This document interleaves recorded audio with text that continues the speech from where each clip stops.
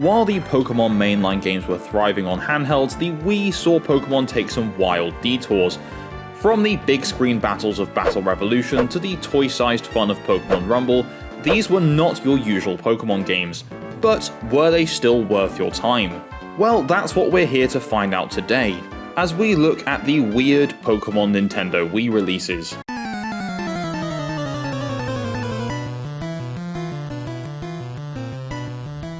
So our first Pokémon Wii game released in 2006, and that is Pokémon Battle Revolution. So late 2006 to 2007 brought us Gen 4 depending on where you were in the world, and the same logic applies to Battle Revolution, launching in late 2006 in Japan and then across 2007 in the rest of the world. Battle Revolution is exactly what it says on the tin, it's a battle game in the Pokémon world.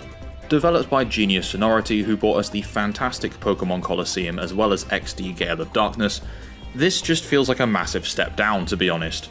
If you played those two GameCube releases just for the battling, then this game will be perfect for you, but if you played for the story, well, there's no story here at all. So the game features 11 different Colosseums, each with various rules in terms of your battles, but the core gameplay remains the same, it's just the turn-based battling from Pokémon that you know and love. This game was very clearly designed with connectivity to Diamond and Pearl in mind, so without that, there isn't really that much to do. If you don't have a DS and a copy of Diamond or Pearl to connect, you can get rental Pokémon, but it just doesn't feel the same, there's no bonds that you create with the characters that you're playing with, it's just some random person's Pokémon that you can use. However, one good thing about this game are the animations. Each Pokémon has their own unique set of animations pretty much for every single move that they perform, which is something that the modern 3D Pokémon games have been severely lacking. I mean, the 3DS was basically the same power as the Wii, why couldn't they just do that on there as well? As well as very good animations, there's also a commentator for all the battles, which, if you like that kind of thing, is quite impressive. The blue corner still can't pull off a move!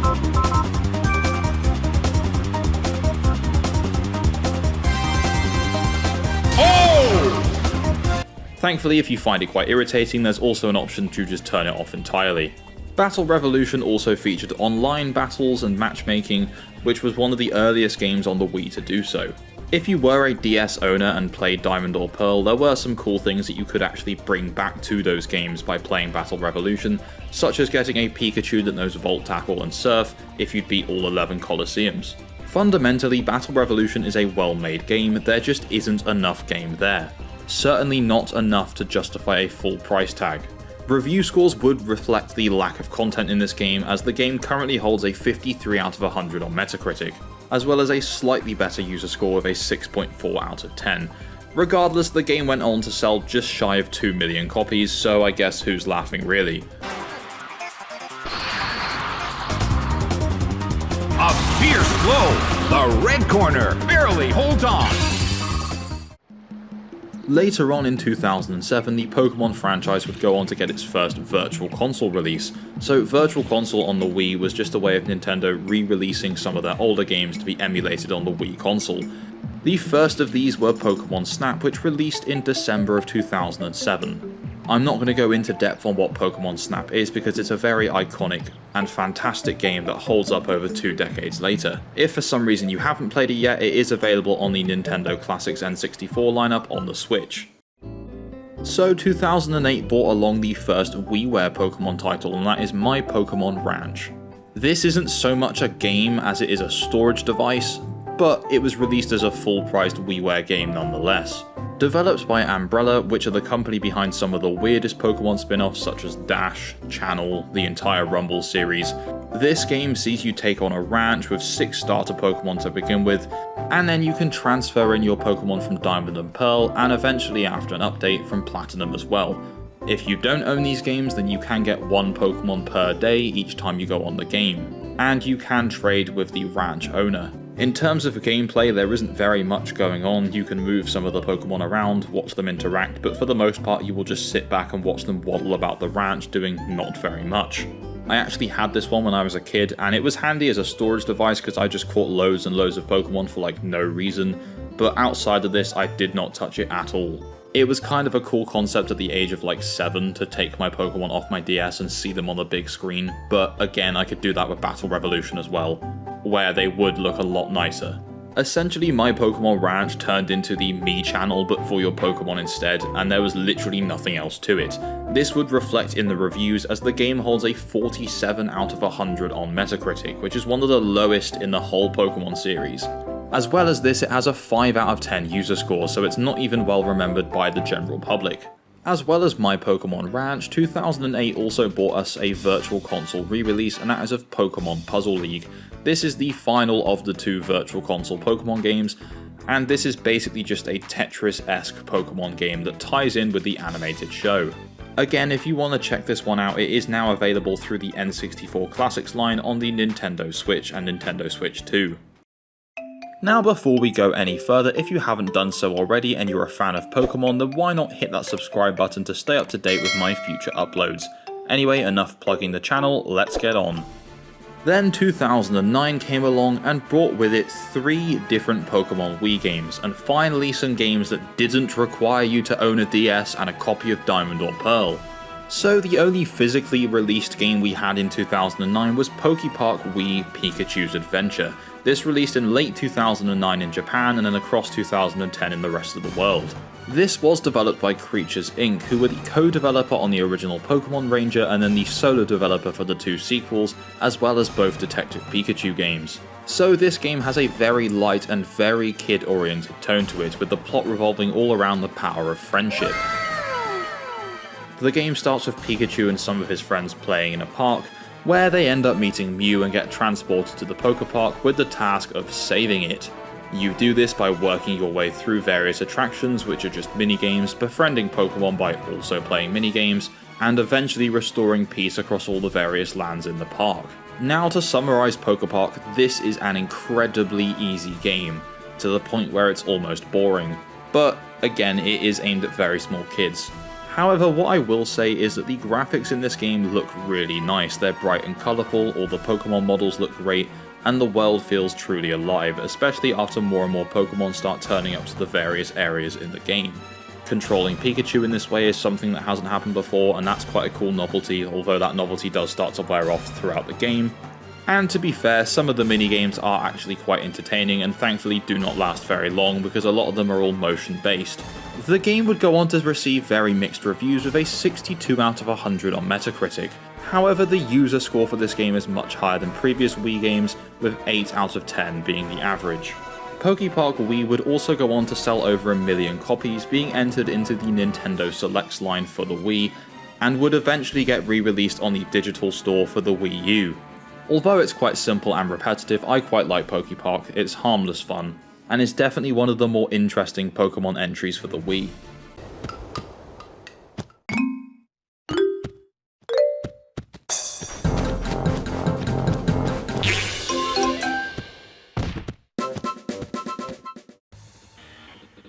So as well as Poképark Wii being the physically released game for 2009, there were also 2 WiiWare titles, so let's start with the more famous of these, and that is Pokémon Rumble. Pokémon Rumble is a very simplistic beat 'em up where you use toy Pokémon instead of real ones. It was once again developed by Umbrella and released in late 2009 in all regions. You start off your game with just one single very weak Rattata, and then you can work your way through levels collecting some of the Pokemon that you knock out, eventually getting stronger ones that can learn up to 2 different moves. Eventually, once you've collected enough Pokemon with a high enough strength level, you can then enter the Battle Royale for the level that you're currently on, and this is a big arena fight with various different Pokemon. Once you complete the Battle Royale, you can then move up to the next class. The classes start at C, and you work your way up from there. To play the game, you held the Wii Remote sideways, but you could also use the nunchuck, or you could plug in a classic controller or a GameCube controller. The game actually allowed for up to 4 people to play at once as well, which was pretty cool. In fact, to be honest, that's pretty much the only way that Pokémon Rumble is to be enjoyed, by playing it with other people, because by yourself this gets very boring very fast. The game would receive a 59 out of 100 average Metacritic score, with a user score of 8.1 out of 10. Which honestly is actually quite surprising how high that user score is. Now, because this is a WiiWare title, unfortunately we don't have any sales figures, but it must have done pretty well because the game would go on to receive 4 different sequels. Personally, I'm quite a big fan of Pokémon Rumble because I spent a lot of time playing it as a kid, and sometimes it's quite nice to just pop it on and switch off for a little bit. But I can completely understand why the review scores aren't that high, because there just isn't much game.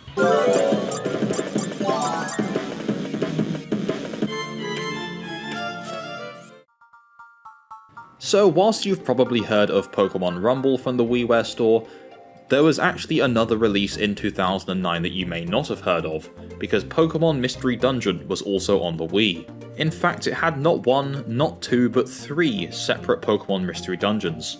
These were titled Keep Going Blazing Adventure Squad, Let's Go Stormy Adventure Squad, and Go For It Light Adventure Squad, with the first being based on fire types, the second on water, and the last on electric. Unfortunately, the reason why you may not have heard of these is because they only ever released in Japan. To this day, they have not been released officially in Europe or America. The gameplay is identical to previous and future Pokémon Mystery Dungeon entries, but the models of the Pokémon in this game are the same as they were in My Pokémon Ranch and the Pokémon Rumble series. Mystery Dungeon games such as Explorers of Time or Darkness are very story driven and feature very interesting plots.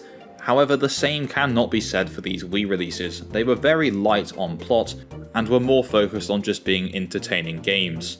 You could even use the Nintendo DS as a controller, which is a pretty cool touch. If you did want to check any of these three Mystery Dungeon games out, then as you can see from the screen right now, there are fan translations available, and I would definitely say to go and check them out, especially if you're a Mystery Dungeon fan.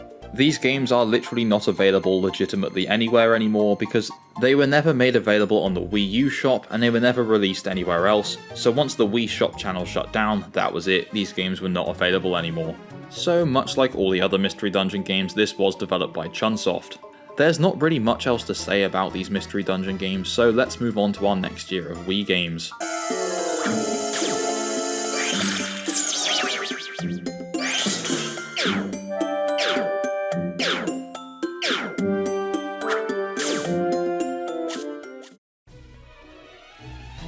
So now we jump forward in time quite a bit to 2011, where we got Poképark 2 Wonders Beyond.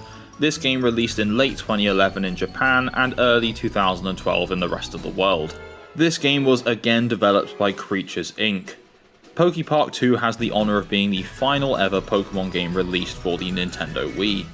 So the story picks up from the end of Poképark 1, with an already bigger budget feeling to it, with an opening cutscene with Reshiram and Zekrom.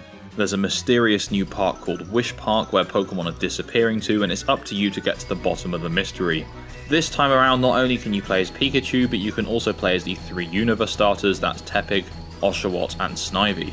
Although the core gameplay loop remains the same, play with different Pokemon, befriend them, so on and so forth, there's a lot more to this game with a lot more variation. The areas are all a lot more in depth, there's a lot more to do, the mini-games are more involved and last longer, the story is better, there's more cutscenes which are well done. Overall, this is a big improvement on the first Poképark. And the game's main villain is Darkrai, so it gets bonus points for that. The various areas of Poképark have all received a big visual upgrade, and the Wish Park itself gives off the same vibe as the Distortion world from Pokémon Platinum, just less menacing. Now, sadly, even though the game was a big improvement on its predecessor, review scores would not reflect this. The game currently holds a 60 out of 100 on Metacritic, which is actually 2 less than its predecessor, and the user score is a nice 7.8 out of 10. The game would not sell as well as the previous entry, with just shy of 800,000 copies sold, which is still pretty good considering this came out quite late into the Wii's lifespan. And that takes us to the end of our look at the weird Pokemon Nintendo Wii games. Whilst definitely a mixed bunch, this is certainly an interesting part of Pokemon's history with some very cool unique games in here. Both Poképarks allowed you to play as Pokemon in a 3D platformer environment, which is very cool. Battle Revolution had some fantastic animation, and whilst the WiiWare entries left a lot to be desired, they were still pretty cool. Anyway, thank you very much for watching. If you enjoyed this video, please leave a like, and if you haven't done so already, subscribe and tap that bell for notifications of my future uploads. I will see you in my next video. Bye bye.